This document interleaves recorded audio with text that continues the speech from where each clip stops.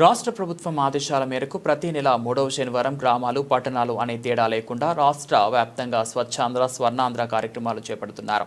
అందులో భాగంగా ఈరోజు మండపేట పట్టణంలో స్వచ్ఛాంధ్ర, స్వర్ణాంధ్ర కార్యక్రమం స్థానిక ఎమ్మెల్యే వేగుళ్ల జోగేశ్వరరావు ఆధ్వర్యంలో నిర్వహించారు. ఎన్డీఏ కూటమి ప్రభుత్వం అధికారం చేపట్టిన తర్వాత పరిసరాలు పరిశుభ్రతకు ఎక్కువ ప్రాధాన్యత కల్పించారని, అందువల్లనే డెంగ్యూ, మలేరియా, డయేరియా వంటి సీజనల్ వ్యాధులు పూర్తిగా అరికట్టగలిగామని వేగుళ్ల పేర్కొన్నారు. ప్లాస్టిక్ రహితంగా మండపేట పట్టణాన్ని తీర్చిదిద్దడానికి పుర ప్రజలు సహకరించాలి అని కమిషనర్ విజ్ఞప్తి చేశారు. ముందుగా మండపేట పట్టణాన్ని సంపూర్ణ పరిశుభ్రత కొరకు తమ వంతు కృషి చేస్తామని ప్రతిజ్ఞ చేశారు.